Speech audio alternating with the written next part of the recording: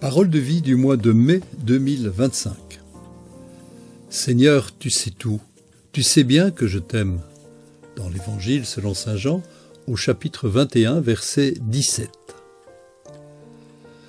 Le dernier chapitre de l'Évangile de Jean nous emmène en Galilée, sur le lac de Tibériade. Pierre, Jean et les autres disciples, après la mort de Jésus, reprennent leur travail de pêcheurs, mais la nuit est malheureusement infructueuse.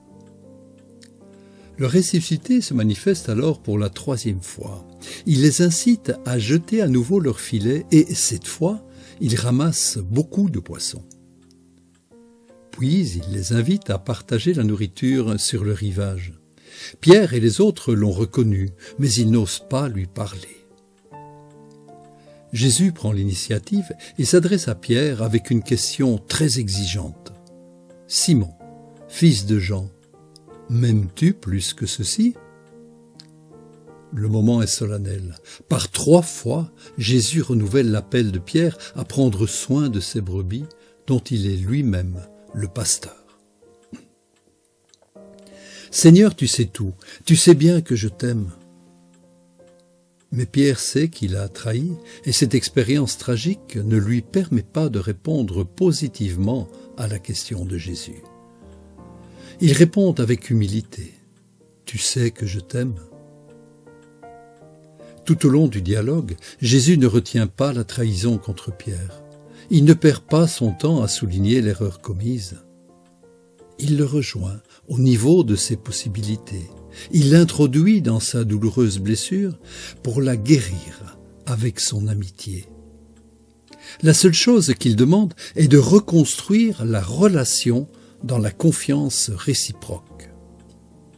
Et de Pierre jaillit une réponse qui est un acte de conscience de sa propre faiblesse et en même temps de confiance illimitée dans l'amour accueillant de son Maître et Seigneur. « Seigneur, tu sais tout, tu sais bien que je t'aime. » Jésus pose à chacun de nous la même question. « M'aimes-tu ? Veux-tu être mon ami ?» Il sait tout. Il connaît les dons que nous avons reçus de lui-même, ainsi que nos faiblesses et nos blessures, parfois saignantes. Pourtant, il renouvelle sa confiance, non pas dans nos forces, mais dans notre amitié avec lui. Dans cette amitié, Pierre trouvera aussi le courage de témoigner de son amour pour Jésus jusqu'à donner sa vie. Les moments de faiblesse, de frustration, de découragement, nous les vivons tous. Adversité, situation douloureuse, maladie, mort, épreuve intérieure, incompréhension, tentation, échec. C'est précisément ceux qui se sentent incapables de surmonter certaines épreuves qui affectent le corps et l'âme et qui ne peuvent donc pas compter sur leur propre force, qui sont amenés à s'en remettre à Dieu. Et il intervient, attiré par cette confiance. Là où il agit, il réalise de grandes choses qui paraissent plus grandes encore, précisément parce qu'elles sont issues de notre petitesse. Dans notre vie quotidienne, nous pouvons nous présenter à Dieu tels que nous sommes et demander son amitié bienfaisante. Dans cet abandon confiant à sa miséricorde, nous pourrons retrouver l'intimité avec le Seigneur et reprendre notre route avec lui. Seigneur, tu sais tout, tu sais bien que je t'aime.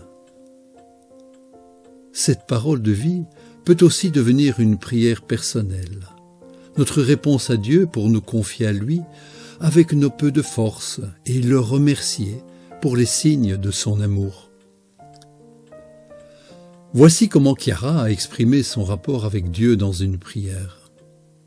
« Je t'aime parce que tu es entré dans ma vie plus que l'air dans mes poumons, plus que le sang dans mes veines.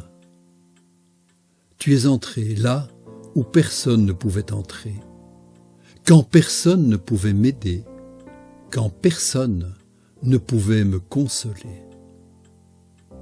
Donne-moi de t'être reconnaissant, au moins un peu, dans le temps qui me reste, pour cet amour que tu as déversé sur moi et qui me pousse à te dire « je t'aime ».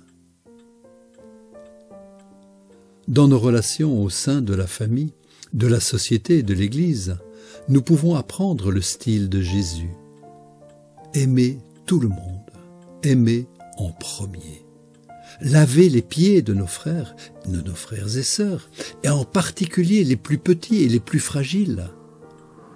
Nous apprendrons à accueillir chacun avec humilité et patience, sans juger, ouverts pour demander et accueillir le pardon, pour comprendre ensemble comment marcher côte à côte dans la vie.